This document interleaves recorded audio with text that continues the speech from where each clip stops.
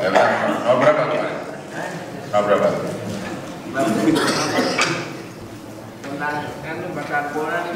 Iya, maksudnya nomor berapa? Ini kan ada 1, 2, 3, 4, 5, 6, 7. Kemarin nomor berapa? Itu pertanyaannya.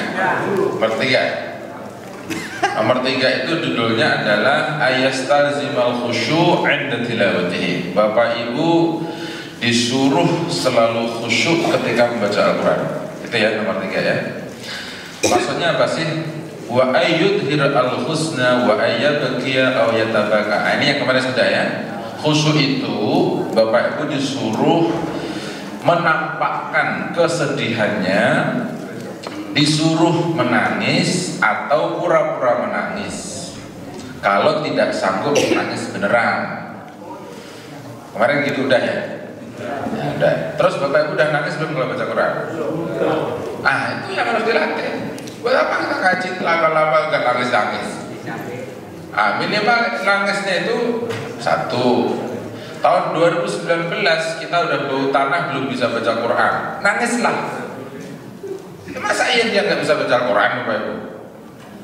Yang nomor 2, nangislah pada saat kita baca ayat, kemudian kita ngerti maksudnya, terus nggak nangis-nangis. Nah, belajarlah menangis. Kenapa menangis? Karena membaca Al-Quran ini adalah komunikasinya Bapak Ibu dengan Allah Subhanahu wa Ta'ala. Itu sudah kita bicarakan. Sekarang kita ngaji bab baru ya, nomor 4. Nomor 4-nya ayyuhassin sautahu bihi. Bapak Ibu disuruh memperbaiki suaranya dengan membaca Al-Quran. Nah, ini subjektif Bapak Ibu. Ya toh, mulai dari Bapak ujung sampai ujung ini kan mana ada suaranya yang sama Bapak Ibu? Ada yang suaranya emas, ada yang suaranya perak, ada yang suaranya perunggu, ada yang suaranya bentuk, cempreng, kan semuanya suara itu. Yang nggak bernilai-nilai adalah Allah Subhanahu wa Ta'ala. Tapi niatannya Bapak Ibu kalau baca Al-Quran, tolong suaranya itu paling bagus. Artinya apa? Makhrajnya, cara mengucapkannya itu adalah suara yang paling Bapak Ibu punya. Gitu. Jadi notnya harus Bapak Ibu tengok dulu, suara saya ini tinggi atau rendah. Nah itu perlu Bapak Ibu, biar bagus. Alasannya karena ada hadis Nabi, rawahunya Imam Ahmad, Ibnu Majah, An-Nasai, Al-Hakim, dan beliau mensahihkan hadis ini. Zayyinul Quran bi aswatikum. Hiasilah oleh kalian Al-Quran itu dengan suara-suara kalian. Ini kalau zaman saya dulu di kampung, di kampung, acara itu selalu ada bacaan Al-Quran yang melengking-melengking itu. Kalau bahasa kita mungkin qiraah yang apa disebutnya sekarang? Tilawah. Bukan tilawah. Tilawah itu justru hari ini. Kalau dulu kan qiraatul Quran, apa pembacaan ayat suci Al-Quran oleh qori itu. Jadi ada lagu-lagunya gitulah ya. Ada yang tinggi, ada yang rendah, ada yang pendek, ada yang berulang-ulang gitu gitulah. Sekarang kayak gitu tuh nggak dipakai sekarang itu. Yang dipakai sekarang adalah tilawah Al-Quran oleh si A, ya ini ya. A'udzu billahi minasyaitonir rajim. Itu tilawah Bapak. Nah, kalau dulu zaman saya kecil itu enggak begitu. A'udzu billahi minasyaitonir rajim. Panjang gitu lah ya. Saya takutnya Bapak Ibu nanti ini terkesima sama suara saya, jadi enggak begitu. Inilah suaranya terlalu baik Bapak. Tapi kira-kira itu yang dimaunya sama Nabi itu. Hiasilah Bapak. Yang orang baca Quran itu suaranya nggak ada. Giliran ada, nauzubillah salah semua. Kan semua salah itu Bapak. Nah Bapak sudah ngaji dari ini. Yang disuruh oleh Nabi adalah disuruh dihias itu pakai suara terindahnya Bapak Ibu. Gitu. Bapak Ibu pernah nggak baca Al-Quran di depan istrinya terus istrinya nangis gitu? Suami yang saya tanya. Suami pernah nangis istrinya Pak? Itu sampai ya terlalu ada. Oh disuruh. Atau yang ada suami baca Quran istrinya yang ngoreksi terus, itu masalah itu Bapak Ibu. Alasannya karena istrinya yang ngaji terus, suaminya jarang ngaji, akhirnya istrinya terus yang ngoreksi, suaminya nggak terima. Ini sebenarnya yang pinter aku Pak kamu sih sebenarnya kan gitu. Nah, ini kalau ada suami-suami begini itu Bapak Ibu harusnya bersyukur kalau ada istri berani mengingatkan Bapak Ibu. Sudah, perbaikilah suaranya Bapak Ibu. Ada lagi hadis nomor 2, riwayatnya Imam Bukhari, Imam Abu Dawud, Imam Ahmad. Di sini lengkap ada nomornya hadisnya Bapak Ibu ya. Apa kata Nabi? Laisa minna man lam yataghanna bil Quran. Tidak termasuk dari umat kami orang yang tidak bisa taghanna bil Quran. Taghanna itu bersuara bagus, berlagu bagus. Taghani. Bismillahirrahmanirrahim. Nah, gitu loh Pak. Itu namanya taghanna. Tapi sekarang ini nggak terlalu laku yang begini. Yang belakangan laku malah baca Al-Quran yang versi Jawa itu karena di Istana Negara gitu. Kurang laku kan belakangan. Oh ternyata baca Quran boleh lagu apa aja. Ya taghanna itu bukan itu Bapak Ibu. Lah ini mungkin tugasnya Bapak Ibu. Kalau ada orang baca Qurannya bagus, tolong diminta nomor handphonenya. Kalau ada acara ditampilkan. Itu. Kemarin Ustaz ngaji waktu Walimatus Safar itu kira ya Ustaz ya? Ustaz, kira atau tilawah waktu itu lupa saya. Itu Walimatus Safar. Ajis. Iya di Pak Ajis. Ustaz kira atau tilawah waktu itu? Kira ya Ustaz. Antum yang bacakan? Ajis satu lagi. Oh bukan ini. Kok mah wajahnya mirip? Beda ya? Oh alah. Ya, itu namanya taghanna. Jadi Nabi yang suruh. Nggak termasuk kami Bapak, nggak termasuk umat saya orang yang tidak bisa taghanna bil Quran. Akan nanti Bapak dari sampai sini berlatih bagaimana mengeluarkan suara terbaiknya untuk baca Al-Quran. Gitu Bapak. Sudah mana tadi? Terus selanjutnya.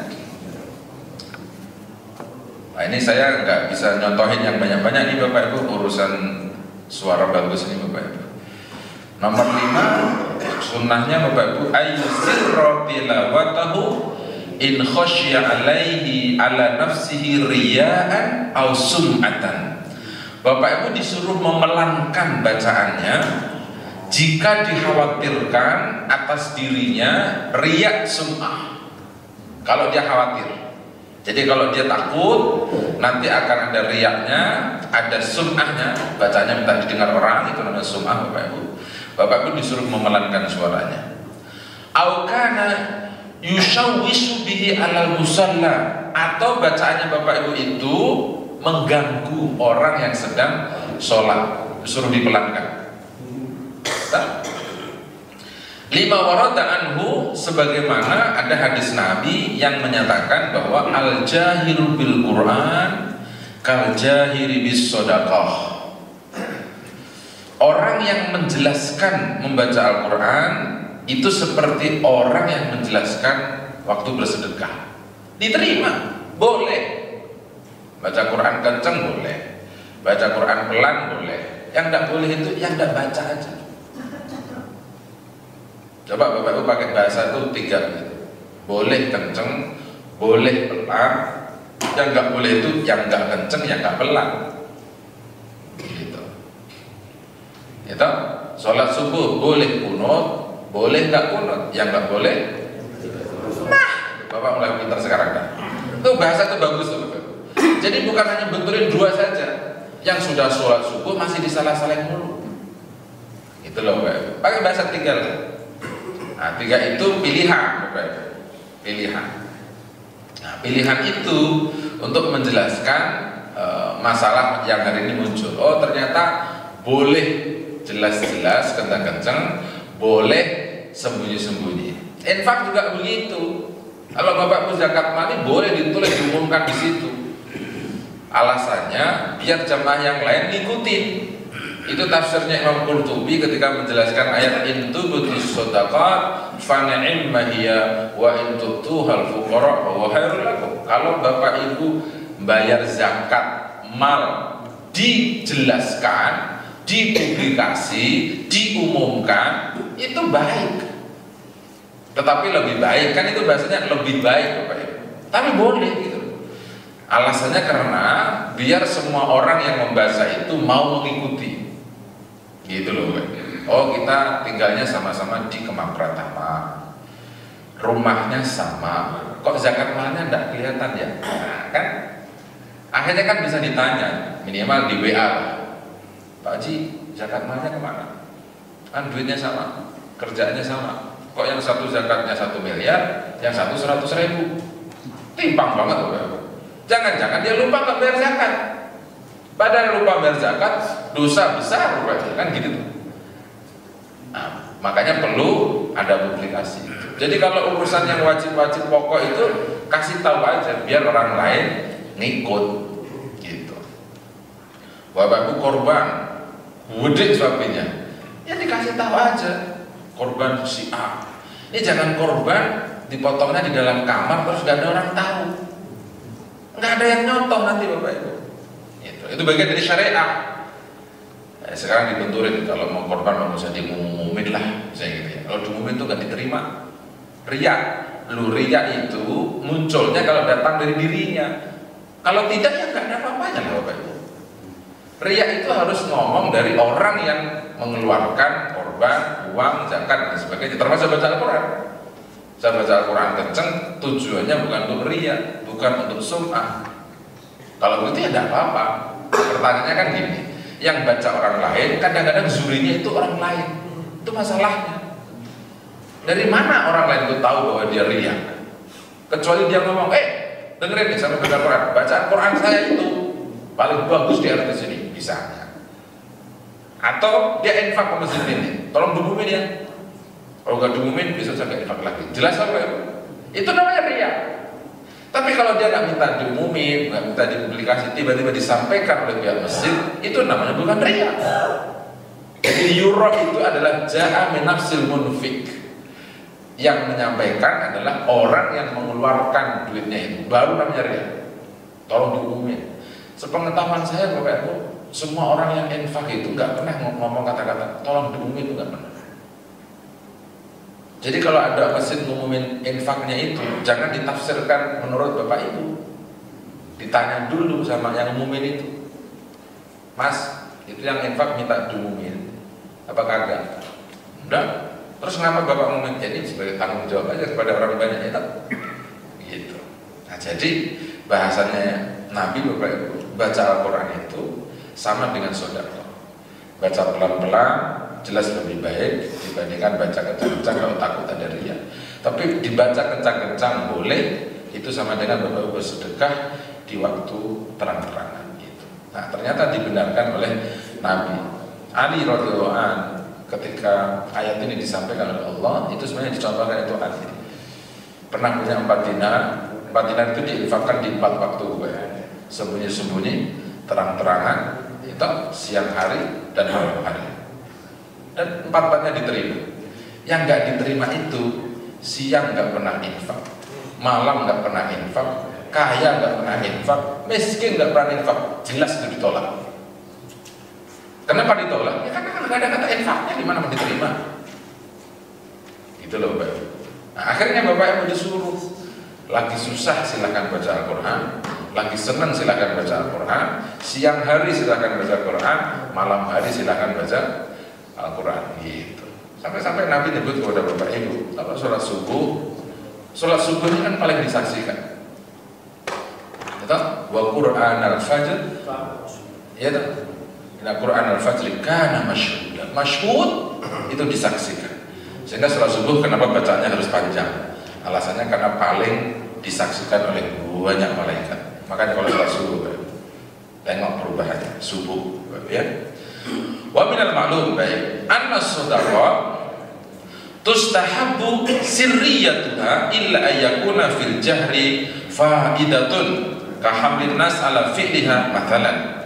Dan yang sudah Bapak Ibu ketahui, sesungguhnya sedekah itu disunahkan sembunyi-sembunyi, illa ayakuna fil jahri fahidah, kecuali sedekah jahrinya itu ada manfaatnya. Nah, tadi tujuannya Bapak Ibu untuk ngasih tahu.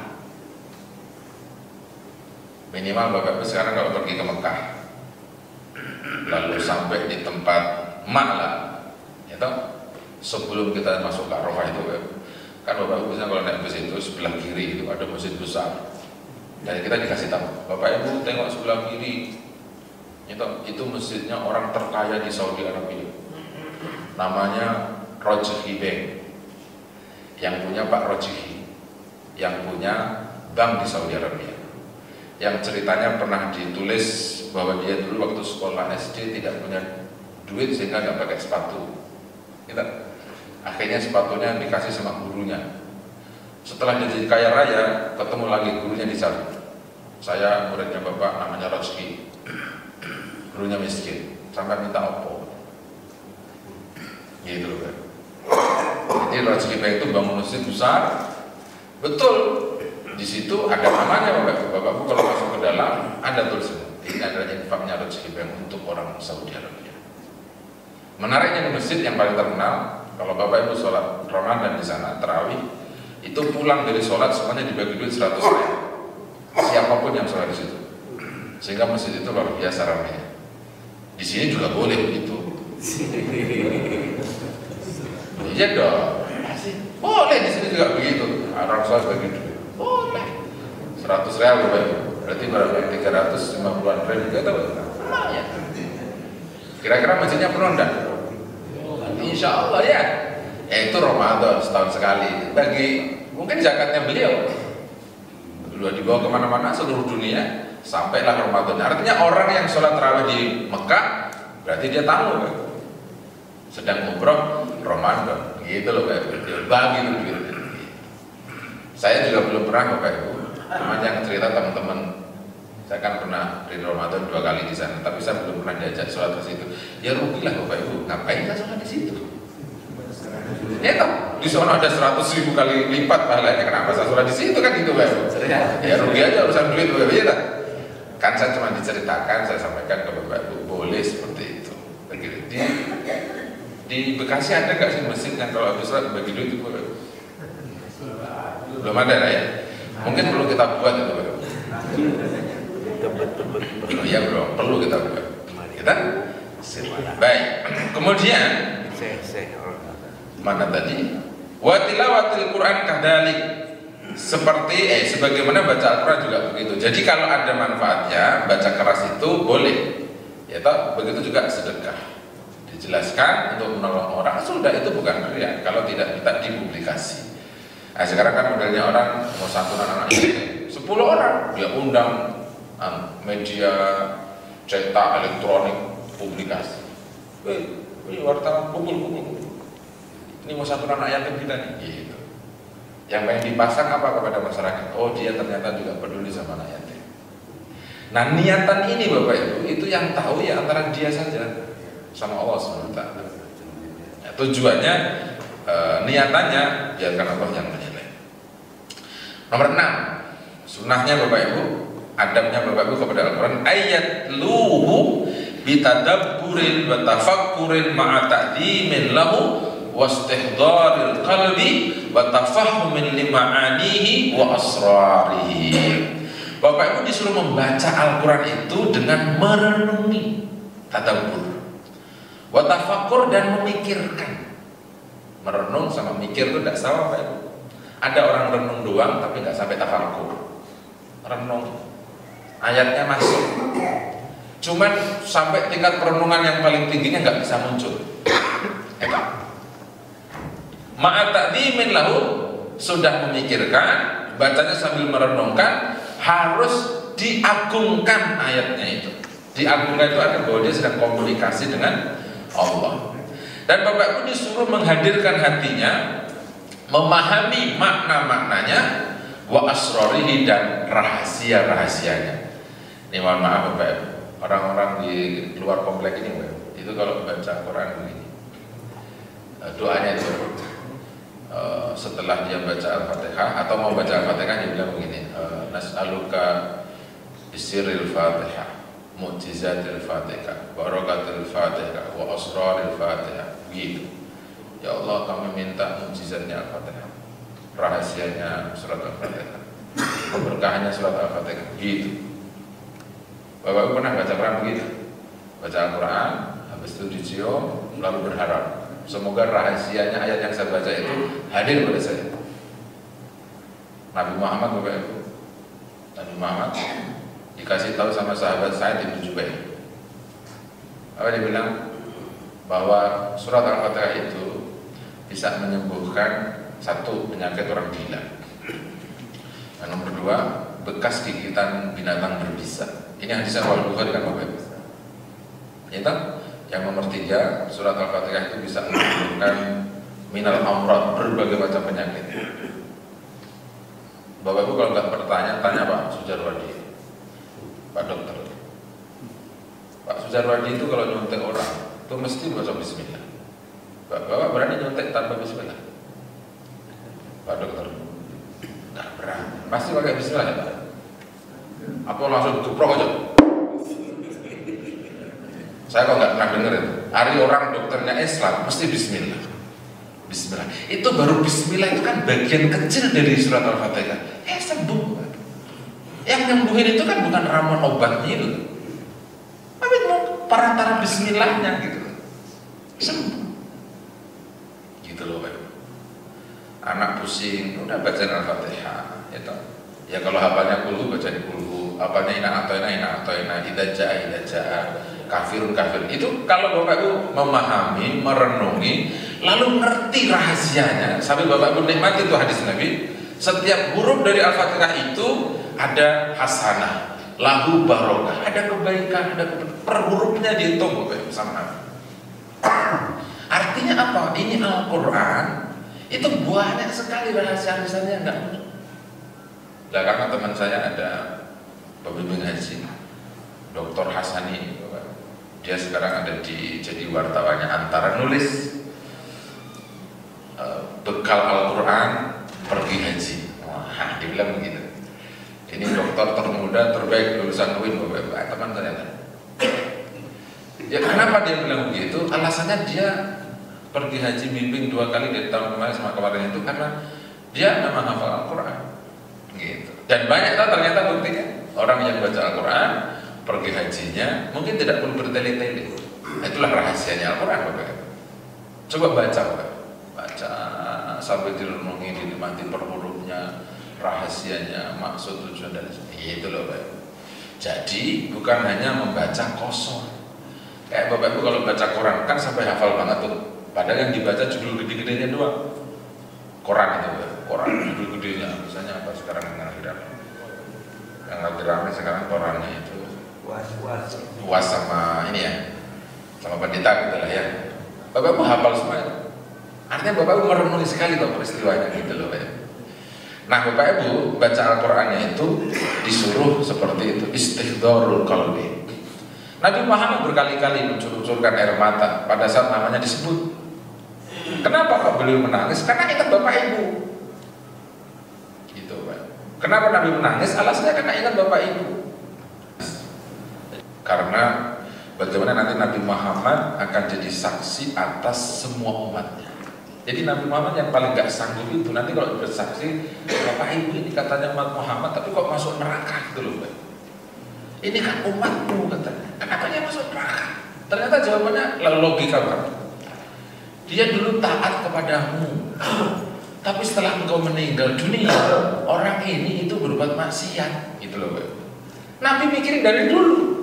Wa kaifa idza ji'na min kulli ummatin bisyahidin wajibna bika ala haula'i syahida wajibna bika, dan kami akan hadirkan engkau Muhammad atas semua umat dari Nabi Adam sampai nanti terakhir umat Nabi Muhammad itu yang akan jadi saksi adalah Nabi Muhammad SAW.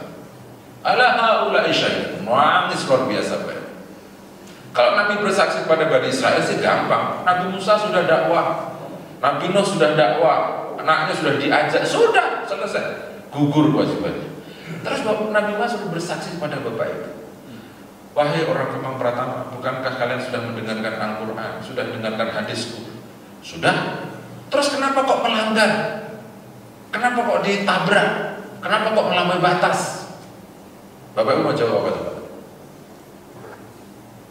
Pasti jawabannya kan macam-macam.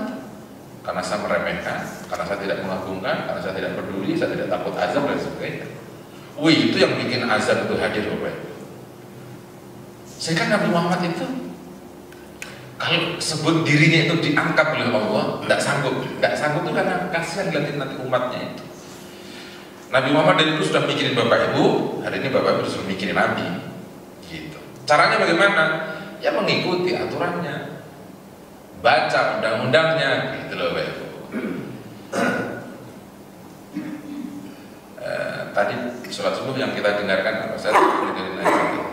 Kalau mereka sudah menegakkan sholat, zakat, fa'ikhwanukum fiddin, itu biasa. Kalau dipahami sederhana kan gampang kok. Kalau orang sudah sholat, bayar zakat, itu saudaramu dalam agama. Bisa nggak sih kita ngomong begitu, Pak? Jadi jangan nyebutin yang kecil-kecil, akhirnya kita nggak bersaudara. Sholat zakatnya aja gitu, yang jadi tolak ukur dia adalah saudara, gitu. Teman, masuk surganya bareng gitu. Jadi bukan kecil-kecil diomongin, Bapak Ibu. Kecil itu apa sih? Urusan kuliah fikih misalnya. Ya tak.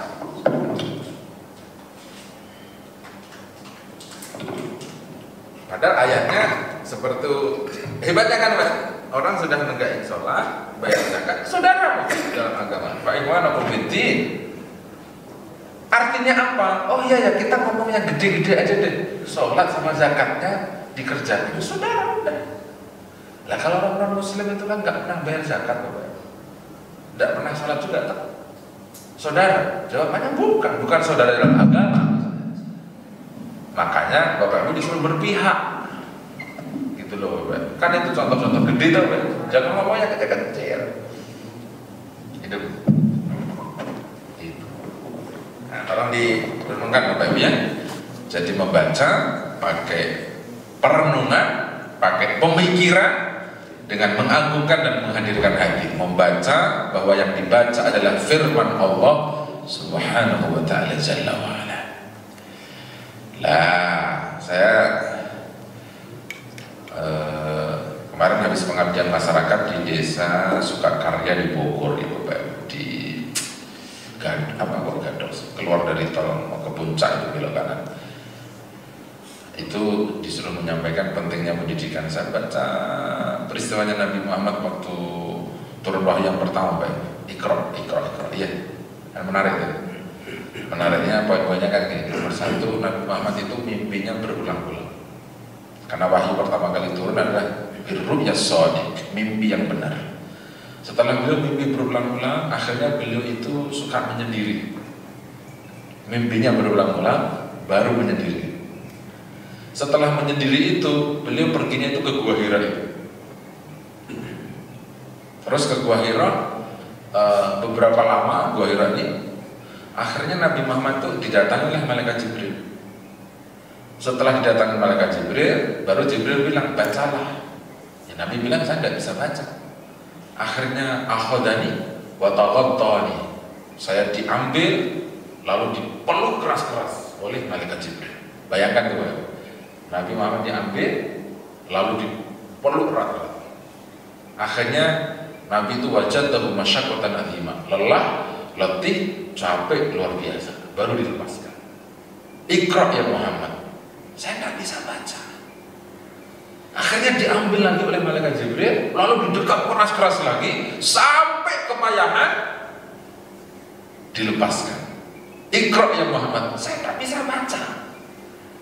3 kali beliau didekap, 4 kali baru bunyi Nabi Muhammad. Iqra bismi rabbik, baru bunyi baca.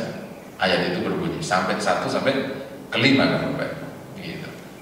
Setelah itu Nabi Muhammad itu karena capek, lelah, pusing, sebutlah bahasanya tahu, saking hebatnya ini peristiwa, datang ke rumahnya Khadijah, lalu dia bilang, zamiluni,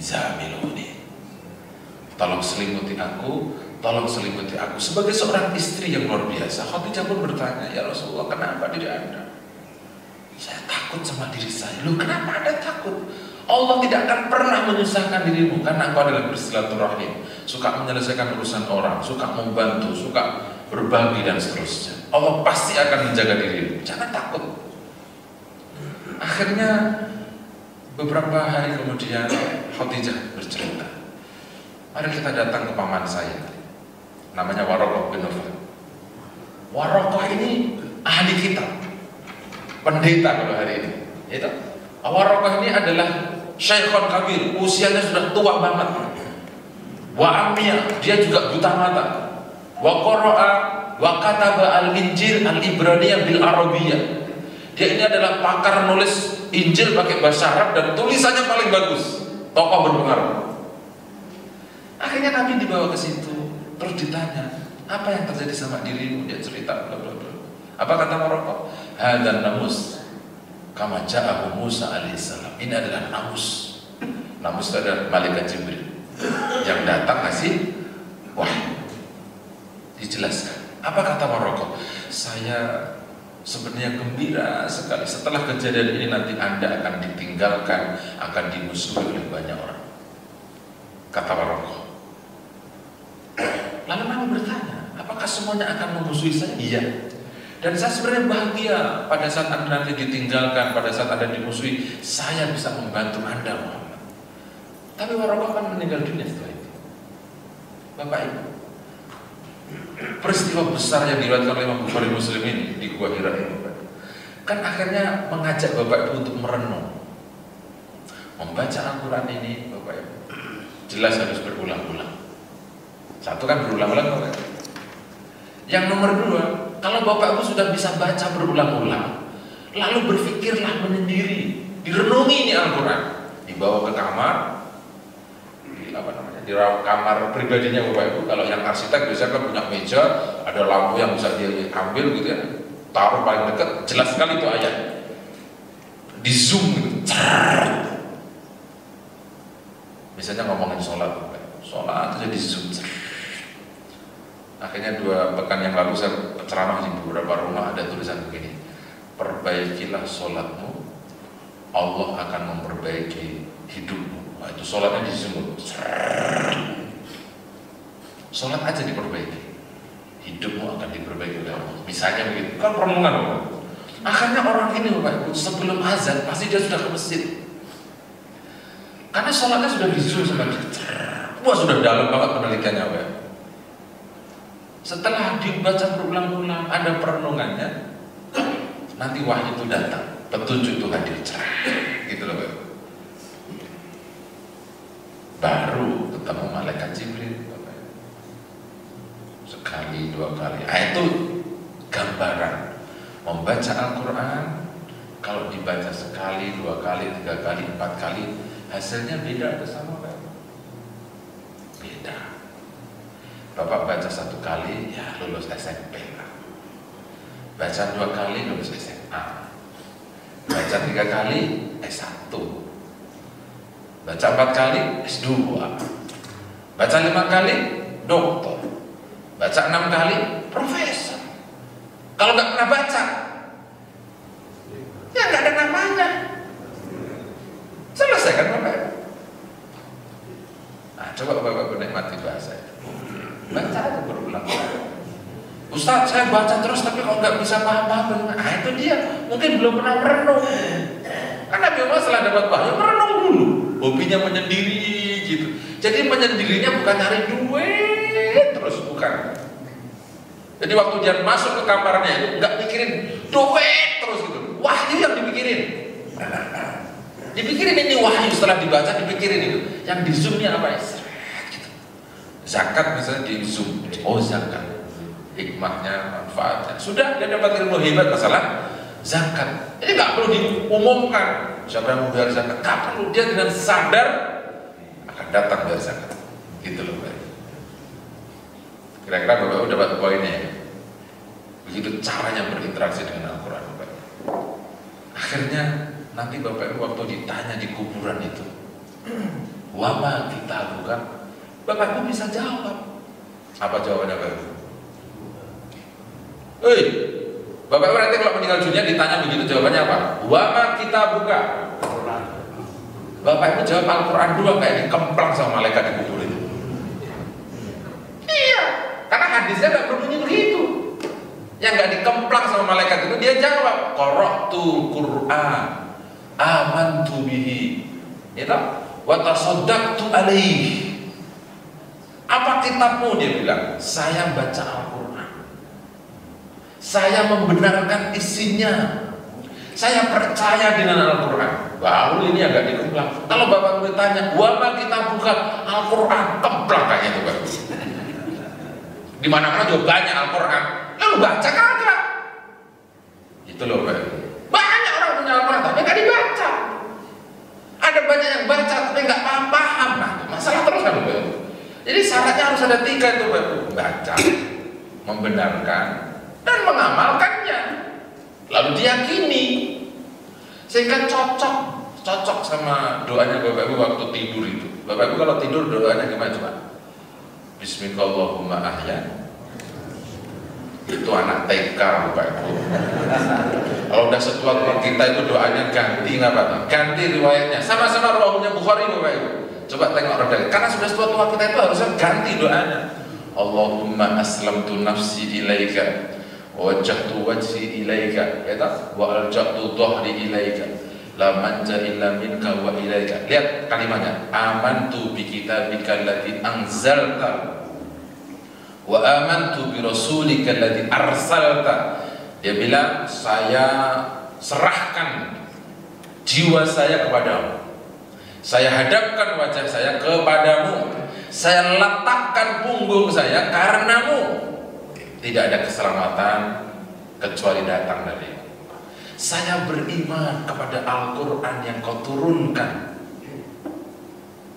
Al-Quran maksudnya beriman. Dia mau tidur aja suruh beriman.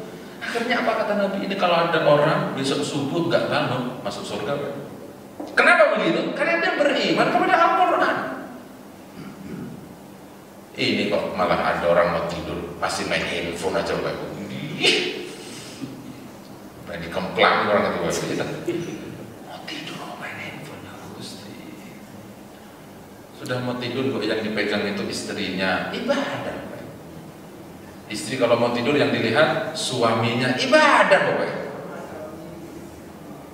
Apa Ibu? Jadi ribut ini. Suaminya juga main handphone Pak Ustaz. Ya, ini yang mau sama tamu satu begitu. Suaminya itu diceramahin, istrinya diceramahin. Jadi suami istri itu kalau hari mau tidur yang dipegang, yang didengar, yang dilihat, ya suami istri. Lihat istri ibadah, istri dan suami juga ibadah. Udah lupakanlah itu handphone. Jangan duit terus diurusin Bapak. Istrinya juga punya hak untuk mendapatkan kasih sayang dari suaminya. Ya Allah Gusti. Udah itu caranya seperti itu. Jadi kalau Bapak Ibu nanti jawabannya adalah membaca, mengimani, membenarkan dan mengamalkan, baru kan dikemplang sama malaikat. Kalau Bapak Ibu baca cuma Al-Quran, kayak dikemplang. Terus yakin sama saya Bapak Ibu. Bapak Ibu baca hadis Nabi Roh Imam Ahmad itu kan kemplang. Akhirnya setelah Bapak Ibu jawab seperti itu, dia dikasih tahu tempatnya di surga. Yang tadinya neraka ganti surga. Enak, nyaman, tentram, karena dia baca Al-Quran. Nah, buat Bapak Ibu yang dulu mulai kerja belum sempat buka Al-Quran, setelah pensiun, halo, setelah pensiun, coba yang sering dibuka itu Al-Quran. Jangan malah koran, jangan malah bisnis apa lagi. Bapak Ibu ini duit sudah diantarin tiap hari loh sama pensiunannya itu. Tiap hari Bapak Ibu tinggal menang, turu, mangan, olahraga. Wes ngono bahagia itu. Jangan malah bisnis lagi, bisnis Al-Quran lah Bapak Ibu. Baca, merenung, memahami. Habiskanlah waktunya untuk Al-Quran. Kali-kali Bapak Ibu nanti kalau pergi umroh direnungilah itu waktu pergi ke museum Al-Qurannya. Ada seorang ibu kerjaannya itu selama 20 tahun menulis Al-Quran. Tuhan yang di Turki, dia tulis pakai tangannya itu Al-Quran. Alasannya apa? Karena dia cinta sama Al-Quran. Habis umurnya 30 tahun untuk nulis Al-Quran. Bapak Ibu pernah nulis Al-Quran?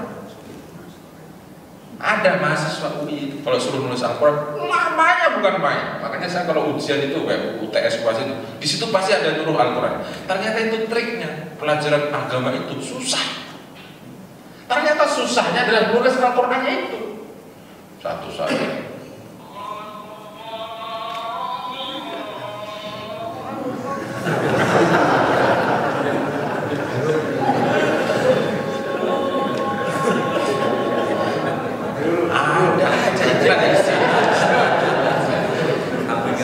Ini kita lagi live ini, ini merusak acara aja gitu ya. Nulis Bapak, itu mahasiswa nulis Al-Quran itu lama sekali, lama itu satu ngasih harokat dulu dua.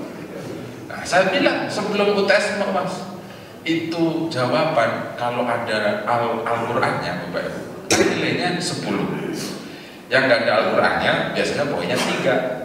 Nggak ada Al-Qurannya, nggak ada tulisannya apa-apa, ya dikasih 1 lah, kasihan kita kan. Berarti kita kasih tahu poin-poinnya per itemnya gitu. Ternyata nulis Al-Quran paling susah menurut mahasiswa. Di sini coba kalau dites nulis Al-Quran lama insya Allah Bapak. Coba deh tulis surat Al-Fatihah lama, benar nggak Bapak? Lama coba. Kenapa kok lama? Ya karena kita nggak pernah berlatih, nggak pernah belajar merenungi itu tulisan Al-Quran gitu. Yang gampang itu tanda tangan Bapak, 100 juta gitu,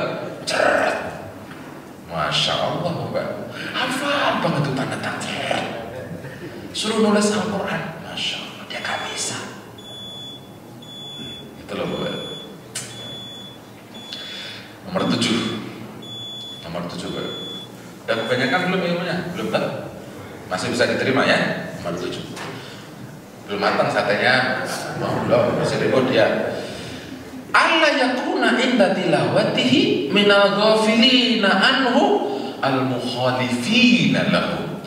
Bapak Ibu tidak boleh ya ketika membaca Al-Quran termasuk orang-orang yang lalai dari Al-Quran dan orang-orang yang menyalahi bacaan Al-Quran. Maksudnya apa gitu Bapak?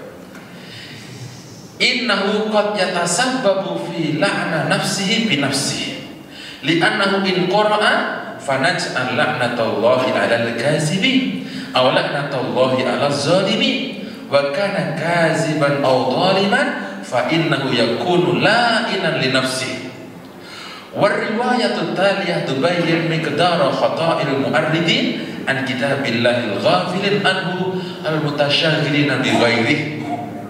Faqad ruya annahu ja'a fi Taurat anna Allah ta'ala yaqul amma tastahi minni ya'tika kitabun min ba'di ikhwanika wa anta fi tariqi tamshi fatatilu an tariq wa taqutu li ajlihi wa taqra'u wa tadabbaru harfan hatta la yafutaka syai'un minhu wa hadha kitabi anzaltuhu ilaik undur kaifa fasaltu alaka fihi minal qawli wa kam qarartu alayka fihi la tata'ammalu tulahu wa arduhu summa anta mu'ridun anhu fa kuntu ahwanun alayka min ba'di ikhwanika ya abdi yaqut ilayka ba'du ikhwanika fatuqbila ilayhi bi kulli wajhika wa tusli ila hadisihi bi kulli qalbika fa inna takallama mutakallimun aw saghalaka syagilun an hadisi aw ma ata ilahi kaffa. Panjang hadis ini Bapak Ibu, rawahunya Imam Ahmad, ini hadis qudsi. Apa kata Nabi Muhammad SAW? Ada orang yang membaca Al-Quran ini menjadi sebab laknat untuk orang yang membaca Al-Quran. Kenapa dilaknat? Karena Al-Quran bilang kepada Bapak Ibu, fanaj'al la'natallahi 'alal kadhibin, maka kami akan menjadikan laknat Allah bagi orang-orang yang mendustakan Al-Quran. Al-Imran ayat 61. Baca Al-Quran tapi dia mendustakan, dilaknat. Ngerti ayatnya tapi tidak sanggup meninggalkan. Sering baca ayat ribanya ragu-ragu terus. Itu sering ngomongin Al-Quran, disuruh berbuat baik sama istrinya, tapi jahat terus, bohong terus, menyakiti terus, dilaknat sama Allah. Susah kemana-mana ketemu hidupnya itu, gue. Bapak-bapak yang dirahmati Allah, Coba tolong dibacain terjemahan surat An-Nisa 34 yang paling ujung, Pak. Tolong dibacain. Nah, ini paling banyak dikerjakan oleh para suami. Baca, Pak. Surat An-Nisa 34 paling ujung. Paling ujungnya aja, Pak. Ibu juga buka, ibu. Nanti kasih tahu sama suaminya. Kalau suaminya kayak surat itu, udah, ibu tanya sama saya harus bagaimana. Sudah? Coba bacain. Siapa yang paling kencang suaranya? Pak. Siapalah? Kemudian jika mereka mentaatimu, maka janganlah kamu cari-cari jalan untuk menyusahkannya. Sebenarnya Allah Maha Tinggi lagi Maha Besar. Siapa yang dilarang itu? Suami. Kalau istrinya bapak ibu sudah baik, sudah taat, jangan dicari-cari kesalahannya terus. Bapak minta anak 4, istri ngasih anak 10. Jangan pakai dipoligami. Sudah kurang baik apa itu istri? Bapak minta anak berapa? 4. Saya kasih 10. Dipoligami juga. Apa alasannya suami itu? Kalau ditanya begitu. Karena dia nggak mau punya anak lagi. Karena dia dikasih bonus, minta 4 dikasih 10. Yang paling gampang lagi, istri sudah baik masakin bapak ibu.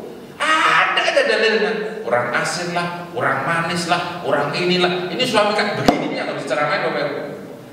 Jelas ada ayatnya. Nyari susah.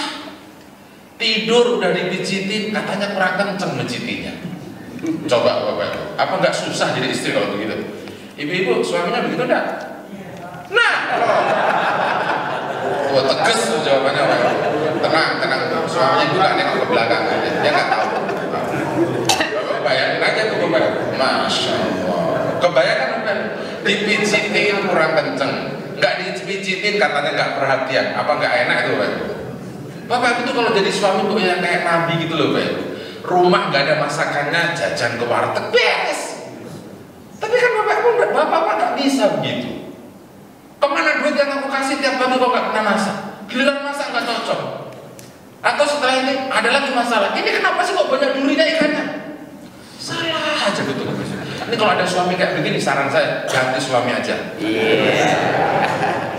Bisa di mana Pak Ibu? Dikasih tahu Al-Quran dia baca tiap hari tapi nggak pernah bener Pak Ibu.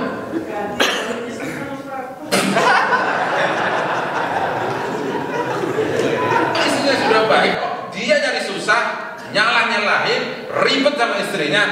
Allah Maha tahu. Suami ini berdosa. Suami ini berdosa. Dosa, Allah dosa. Maka jangan nyusahin. Nah, ini ada lagi dalilnya bapak-bapak itu. Umurnya sudah 50 tahun. Istrinya disuruh mijitin, terus maunya pelayannya kayak umur 15 tahun. Ya nggak bisa lah Bapak Ibu. Bapak Ibu pasti nggak ikut waktu melahirkan kalau begitu itu. Bapak kalau istri melahirkan ikut, itu biar ada ikatan hatinya Bapak Ibu. Ngerti darahnya, ngerti capeknya, ngerti sakitnya. Akhirnya Bapak ngerti ilmunya. Sekali melahirkan 360 uratnya putus. Bapak Ibu bayangin aja itu 360 putus itu berarti istri itu pasti berkurang kecantikannya, berkurang kekuatannya. Bapak Ibu nuntut suruh 15 tahun lagi, nggak bisa lah. Benar tak? Sudah, akhirnya Bapak Ibu disuruh lagi tuh baca surat An-Nisa ayat 19. Buka Bapak Ibu. Jadi nafsu jelasnya. Suami-suami. Habisnya ibu bilang begitu sih, iya suaminya begitu. Surat An-Nisa 19 itu juga penting Bapak. Ujungnya juga menarik. Bacain terjemahnya Pak. Ujungnya aja dah. Ya, 19.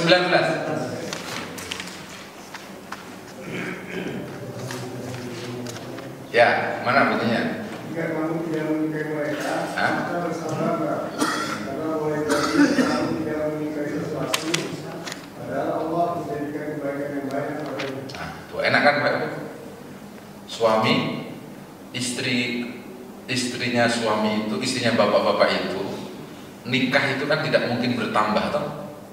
Cantik berkurang, umur berkurang, kekuatan berkurang. Suami itu disuruh oleh surat An-Nisa 19 disuruh mencintai kekurangannya istri. Istri juga disuruh mencintai kekurangannya suami. Kita balik sekarang suami-suami. Ibu-ibu, kalau suaminya sudah pensiun, itu istri suruh tetap mencintai suaminya. Walaupun ibu sudah nggak dikasih duit atau duitnya sudah berkurang, tapi ibu tetap harus cinta sama suaminya. Jadi jangan kalau udah pensiun malah diomeli terus. Itu di luar sana suami pengen domani terus Bapak Ibu. Ada yang begitu. Ini istrinya aja nggak pernah ngaji surat An-Nisa.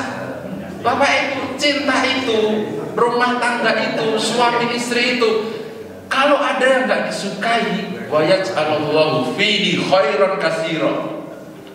Di dalam hal yang tidak disukai itu, Allah akan menjadikan sesuatu kebaikan yang luar biasa buat hidupnya Bapak Ibu, suami istri. Maka Bapak Ibu disuruh ngangkat kalimatnya. Oh, rumah tangga itu hakikatnya adalah mencintai kekurangannya pasangan hidup kita, bukan mencintai kelebihannya. Kalau kelebihannya berkurang terus Bapak Ibu, kompak kayak ini Bapak Ibu. Iya, jelas ayatnya Pak. Bapak Ibu sudah baca ini ayat berulang-ulang. Habis ngaji, jangan lagi ada cerita deh. Ada suami zolim sama istri, ada istri zolim sama suami, ada suami nggak sayang sama istri. Ayatnya sudah dibaca berulang-ulang Bapak Ibu. Sudah direnungi, sudah dipahami. Jangan sampai nanti di hadapan Allah masih ngeles aja. Emang kamu belum pernah diceramain surat An-Nisa ayat 19 sama 34? Sering sih, terus gimana? Kok tetap aja begitu? Ya karena ego, karena nafsu, dan lain sebagainya. Gitu loh Bapak Ibu. Ya Alhamdulillah Bapak Ibu, ya, saya punya istri satu Alhamdulillah. Di dalam hidup saya cuma ada satu kalimat. Istri saya sekarang agak gemuk, dia agak stres, pengen kurus. Saya bilang sama istri saya, saya manggilnya istri saya itu kan kadang neng, kadang ya kadang-kadang pakai beb, kadang-kadang sayang, macam-macam lah ya. Ya terserah saya dong manggilnya kan. Iya, saya bilang begini, mama itu gemuk itu, saya lebih cinta banget sama. Gitu dong. Oh iya dong. Coba Bapak Ibu bayangkan aja, istri saya itu kalau pengen kurus dia harus beli suplemen vitamin katanya. Kecil bentuknya, itu satu biji 500.000 untuk ngurusin badan itu. Kan mendingan saya ngomong yang enak tuh Bapak Ibu. Anda gemuk, saya tambah cinta sama Anda. Nggak keluar 500.000 saya. Apa susahnya Bapak Ibu? Enak tau Bapak Ibu. Ngapain sih? Jadi kita ngurusin badan, gemuin badan jadi masalah. Mendingan begitu, ini ada model suami. Istrinya gemuk, katanya, kalau kamu tambah gemuk, saya ceraikan. Stres lah istrinya Bapak Ibu. Akhirnya istrinya nggak makan, nggak apa-ngapain, kurus kering. Emang sampai ceraikan kurus tuh. Yo, kurus banget. Akhirnya digemukin. Kalian gemuk kegemukan. Ini orang susah tuh begitu Pak. Kalau mau enak itu kayak Marion aja. Istrinya kurus, dia cinta. Gemuk, tambah cinta, udah selesai masalahnya. Ya nggak Pak? Nah, sambil baca ayat itu direnungin gitu loh Pak. Oh iya, ini Al-Quran yang nyuruh Allah, yang jelasin Nabi Muhammad. Bapak Ibu boleh baca sabab nuzulnya ayat itu. Kan peristiwa itu kan menarik Pak, untuk menggugah suami istri. Jadi biar nggak kena laknat Bapak Ibu, kalau sudah baca jangan didustakan. Kalau sudah baca itu dibenarkan, diyakini, lalu diamalkan. Itu loh Bapak Ibu. Nah, semoga setelah ngaji tidak ada suami yang nyebelin. Itu setelah ngaji tidak ada istri yang nyebelin. Kadang-kadang memang ada istri yang nyebelin juga sih Pak. Udah tahu suaminya kolesterolnya tinggi, tiap hari dicekokin soto Betawi. Ini jelas ini istri yang ngajak berantem Pak. Kalau mau bunuh saya jangan begitulah. Ini istrinya aja yang nggak jelas, jangan-jangan sudah ada yang lain-lain ini kan gitu. Jadi curiga bawaannya Bapak Ibu. Aduh, harusnya Bapak Ibu ngaji surat An-Nisa itu sebelum nikah harusnya. Orang ngaji surat An-Nisa sudah aki-aki, mau ngapain dia? Kakek ngaji surat An-Nisa yang ada lemes saja bawahnya Bapak Ibu. Suruh ngasih duit banyak, udah kakek suruh ngasih duit banyak. Yang ada sudahlah, diterima aja deh. Gitu, harusnya surat An-Nisa itu di ngaji sebelum nikah Bapak Ibu. Karena Bu Khadijah kan pernah bilang ke Bapak Ibu, alimu nisa'akum surat An-Nisa. Itu ajarkan anak-anak surat An-Nisa yang perempuan. Karena di situ isinya adalah hak, kewajiban dalam rumah tangga. Kalau rumah tangganya mau baik itu di situ surat An-Nisa. Itu sudah. Ada lagi ayat yang nomor 2 Bapak. Biar Bapak Ibu baca apa nggak kena laknat. Jangan berbohong setelah baca. Nah itu sama kalau Bapak Ibu baca hafal surat Al-Muluk ya.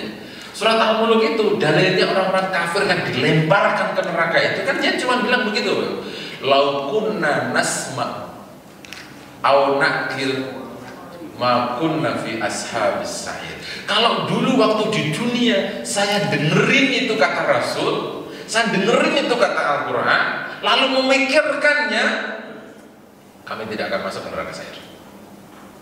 Jadi alatnya cuma mendengarkan lalu jangan berbohong. Jujurlah Bapak Ibu, jujurlah, dipahami, diyakini. Zalim itu Bapak Ibu Allah itu tahu, bohong itu Bapak Ibu Allah catat gitu. Ayat yang nomor 2 surat Hud Bapak Ibu, laknatullahi ala zalimin, Allah akan melaknat orang-orang yang zalim. Siapa sih orang zalim itu? Orang zalim itu adalah orang yang sudah tahu tapi dia tidak mau mengamalkan, atau justru dirubah isinya A, dia tulis B gitu loh. Beritanya C, dia sampaikan A. Itu namanya bohong, zalim. Allah juga melaknat orang-orang ini. Surat apa Bapak Ibu? Surat Hud ya, ayat 18. Nah ini riwayatnya yang panjang tadi mau sampaikan ini Bapak Ibu. Wa riwayatut taliyah tubayyin miqdar khata'il mu'arridin. Riwayat berikut ini menjelaskan yaitu ukurannya orang-orang yang salah dan berpaling dari Al-Quran, lalai darinya, dia sibuk dengan yang lain-lain. Faqat ruwiya anhu, datanglah seorang laki-laki, ja'a fi Taurat, di dalam Taurat ditulis, sesungguhnya Allah Subhanahu wa taala berfirman, saya malu dengan minni ya'tika kitabun, saya malu ada orang yang didatangkan kitab kepadanya dari sebagian saudaramu, wa anta fi tariqi tamsi, kamu di jalan tetap berjalan, dikasih kitab tapi ya tetap berjalan. Kita fatadilu anit tariq wa taqutu li ajlihi wa taqra'uhu wa tadabbaru harfan. Lalu kamu tinggalkan ke tengah jalan dan kamu kemudian duduk mendengarkan, membaca, merenungi satu huruf sampai kamu tidak sibuk dengan sesuatu pun dari kitab itu.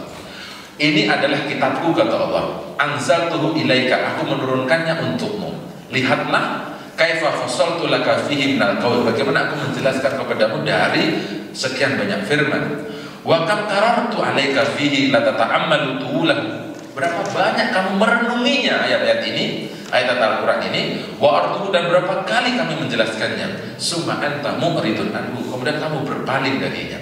Fakuntu ahwana alaika min ba'di ikhwanika, maka aku berharap orang-orang yang suka melalaikan kepadamu dari ayat ini, wahai saudara-saudaraku. Ya ibadi, wahai hamba-hambaku, yang utu ilaika ba'du ikhwanika fatuqbil ilaihi bikulli wajhika, duduklah bersama orang yang membawa kitabku ini, bersama dengan teman-temanmu, lalu terimalah semua yang kamu dengarkan dari kitab itu. Wa tusghi ila hadisihi bikulli qalbika, dan kamu tinggalkanlah semua pembicaraan yang hadir di dalam hatimu kecuali Al-Quran. Fa in takallama mutakallim, maka janganlah berbicara pada saat Al-Quran itu dibaca. Jangan kamu sibuk dengan sibukan yang lain pada saat Al-Quran sedang disampaikan. Itu namanya mu'rid. Al-Quran yang dibaca, berhenti di satu tempat, dia baca satu-satu. Tapi habis itu dia tidak merenungi, tidak mendengarkan, tidak mengiyakan. Berarti apa bahasanya? Sibuk dengan yang lain-lain. Kalau bahasanya hari ini Bapak Ibu, yang satu baca, yang lainnya main handphone. Yang satu baca, yang lainnya ngobrol. Itu memang tidak tidak tawajuh ila hadhil qiraah, tidak mendengarkan, tidak habis-habisan cara mendengarkan Al-Quran. Ini cukup jadi dalil bahwa orang ini adalah mu'rid anhu, berpaling dari Al-Quran. Harusnya Bapak-Bapak adalah duduk, kita duduk mendengarkan. Wa ana muqabbilun alaika wa muhaddisun, dan ketahuilah saya muqabbilun alaika, ada di hadapanmu. Allah Bapak. Kalau Bapak baca Al-Quran, Allah itu ada di hadapan Bapak. Pertanyaan gampangnya adalah, kalau Allah ada di hadapannya kita, masa ya kita mau berpaling Bapak? Sementara Allah ini yang menciptakan langit bumi, mengangkat merendahkan Bapak Ibu, menghinakan memuliakan Bapak Ibu, mencerdaskan dan membodohkan Bapak Ibu, menyehatkan dan menyakitkan Bapak Ibu. Itulah Allah Subhanahu wa taala, ada di hadapan kita pada waktu Bapak Ibu membaca Al-Quran. Lalu apa kata Allah? Wa muhaddisun, dan aku sedang berbicara kepadamu. Qul ya ayyuhal kafirun. Itu Allah yang berbicara, Pak. Katakanlah wahai Muhammad, wahai orang-orang kafir, la a'budu ma ta'budun. Itu perintahnya Allah. Wahai Muhammad, kamu jangan menyembah sembahannya orang kafir. Orang kafir juga tidak boleh menyembah sesembahanmu. Kan itu dialognya, tahu kan? Yang bilang Allah bilang kepada Bapak Ibu lewat bacaannya Bapak Ibu. Ya kan? Ya coba diangkat itu hatinya Bapak Ibu. Angkat waktu Al-Quran dibaca itu, Allah sedang ada di hadapan Bapak Ibu. Maka suatu hari, dulu sahabat Ibnu Mas'ud Bapak Ibu. Ini sahabat Ibnu Mas'ud. Dia lagi sholat itu meludah ke depan. Kelihatan Nabi Muhammad SAW. Apa kata Nabi? Ya Abdullah, ini tempat tidak pantas untuk meludah. Kalau Anda hendak meludah, meludahlah ke sebelah kiri. Lalu dia bersumpah, wallahi, dia bilang, setelah saya mendengarkan nasihatmu ini, saya tidak akan pernah meludah ke depan seumur hidup saya. Akhirnya ada sunnah, Bapak. Kenapa tidak boleh meludah ke depan? Bapak nanti baca sebelum salam ya. Bab sholat menghadap ke kiblat, baru berdiri rukun yang berdiri ke Ka'bah itu. Orang kalau meludah ke depan Bapak, nanti di hari kiamat dia akan diludahin juga oleh Allah SWT. Satu kontainer isinya ludah semua. Kenapa kok tidak boleh? Li'annahu wajhullah. Karena di sini itu ada wajah Allah Bapak. Makanya kenapa tidak boleh ada apa? Kambing, anak orang lewat kalau kita lagi sholat, karena dia menutupi komunikasi Bapak Ibu dengan Allah. Gitu. Akhirnya adatnya apa? Meludah di luar sholat, di dalam sholat tidak boleh ke depan. Kalau meludah harus ke samping. Bapak Ibu ingat itu urusannya dari dulu. Yang dulu waktu sekolah SD, SMP, SMA suka lomba jauh-jauhan meludah. Dulu waktu Bapak Ibu belum ngaji, itu nggak ada dosanya. Hari ini setelah ini baru ada masalahnya. Bapak Ibu kalau meludah kemana? Depan ke samping? Kiri. Itu mulai tahun berapa coba? Ya boleh kan ditanya begitu kan? Oh ini penelitian Bapak Ibu. Wah itu ditanya. Mulai tahun berapa itu meludah ke kiri? Mulai dari dulu? Hah? Atau setelah ketemu masjid? Gitu loh Bapak. Oh ternyata setelah ketemu masjid. Dia ketemu masjidnya umur 55 tahun. Meninggalnya umur 60 tahun. Dia jadi bener tuh baru 5 tahun doang. 55 tahunnya salah terus. Lalu dia hitung sama Allah. Baiknya aja 5 tahun sama kesalahannya 55 tahun. Kira-kira ke neraka atau ke surga dia berapa? Setelah jujur sama Gusti Allah, jujur sama Allah SWT. Ya Allah Gusti, ini ada orang kok aneh-aneh aja, meludah ya kemana-mana. Artinya apa ya Bapak? Di depan kita itu kalau sedang baca Al-Quran itu ada Allah, gitu loh Bapak. Bayangkan itu ada Allah. Muqabbil alaika wa muhaddisun wa anta mu'ridun biqalbika anni. Allah nggak senang kan Bapak Ibu? Dan kamu berpaling dengan hatimu dari aku. Lagi baca Al-Quran malah main handphone. Lagi baca Al-Quran malah ngobrol. Baca Quran dia malah cerita. Itu namanya mu'ridun an kalimatillah, berpaling dari Allah. Masya Allah. Sekarang ada kalau ada acara dibacakan Al-Quran ada yang ngobrol. Iya tak? Wah di mana-mana tuh. Bacaan Al-Quran ngobrol. Ya semoga tidak Bapak Ibu dah. Ya dengerin aja toh. Apa yang mau didengerin menurut Pak? Kita ngerti juga kagak. Kamu ini sudah nggak ngerti, nggak mau dengerin, ngobrol lagi. Itu nanya melampaui batas. Habis acara dia makan keselak daging mati. Itu kualat sama Al-Quran. Ada orang aneh-aneh gitu. Makanya pada waktu saya ceramah Walimatus Safar itu kesel itu karena begitu. Al-Quran sedang dibaca, ribut itu orang. Allahu Akbar. Di Kemang pertama lagi nih kerjanya. Orang-orang masjid udah ngaji tiap hari baca Quran, ribut itu, ramai sekali. Astagfirullahaladzim. Ini kayaknya perlu ilmu-ilmu yang kecil-kecil dulu. Kalau ada Al-Quran dibaca, dengerin dong. Ini malah cekik-cekik. Ya bagaimana? Gimana kabarnya? Jam berapa? Bapak. Apa terakhir Bapak? Ini pakai tanda tanya sama tanda petik Bapak. Tanda tanya sama tanda petik. Apa katanya? Afaja'altani ahwana indaka min ba'di ikhwanika?